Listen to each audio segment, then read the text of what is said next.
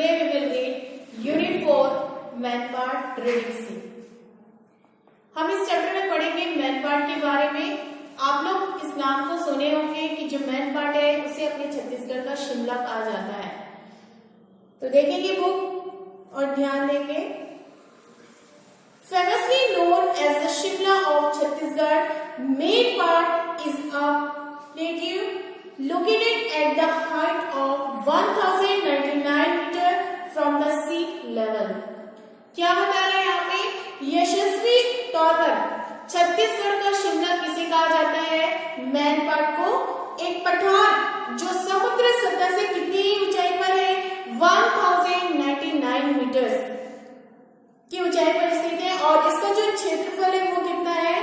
Out of this area 226 square kilometre is a dense forest cover. जो इसका क्षेत्रफल है वो 226 वर्ग मीटर का क्षेत्र घना जंगल, the entire plateau in called Mainpat. और ऐसे घने जंगल में बना हुआ पूरा जो पठार है वो क्या कहलाता है? मैन पार्ट कहलाता है। Spread over an area of 368 square kilometer, this plateau offers breathtaking views of Mother Nature.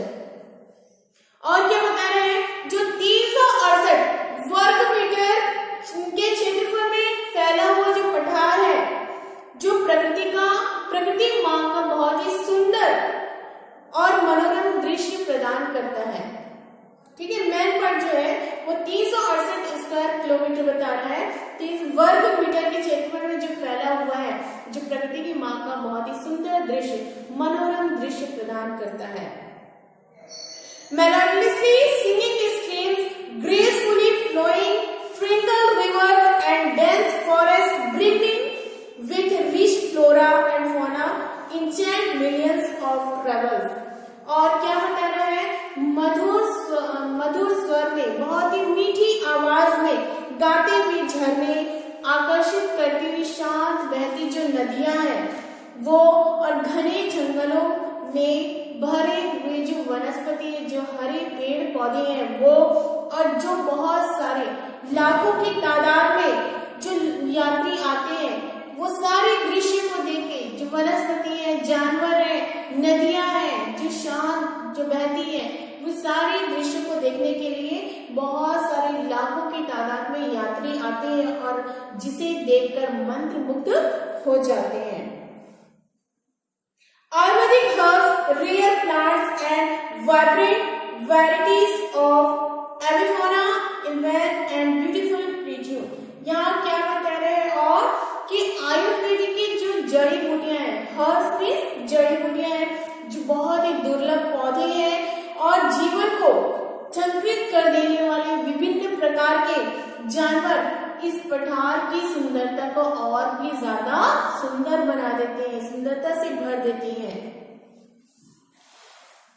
Main part consists of 24 villages with a total population of 25,000. Main part is truly a hidden gem with lots of adventure awaiting tourists in its green slopes, beautiful valleys, gently flowing brooks, unexplored waterfalls and forests. Man part में कितने गांव स्थित हैं? 24। ठीक है ना? Main part consist of 24 villages with a total population of 25,000 और 24 गांवों की जो जनसंख्या है उसकी वो कितनी है? 25,000 की जनसंख्या है। Mainpat is truly a hidden gem. और सही मायने में देखा जाए तो मैन पार्ट जो है वो एक छिपा हुआ क्या है? रत्न है। With lots of adventures awaiting tourists in its green slope, beautiful valley, gently flowing brooks, unexplored waterfall and forest. और क्या बता रहे हैं वहां पे क्या क्या चीजें हैं?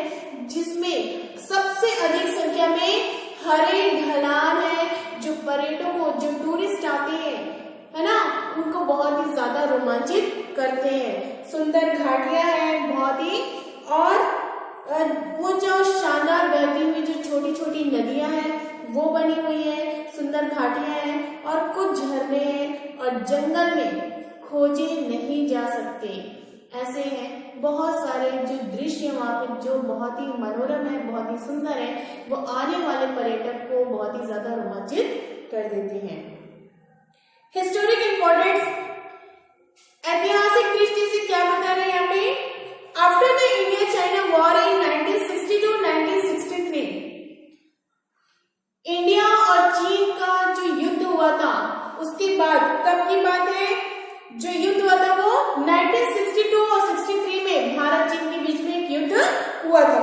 उसके बाद की बात कर रहे हैं।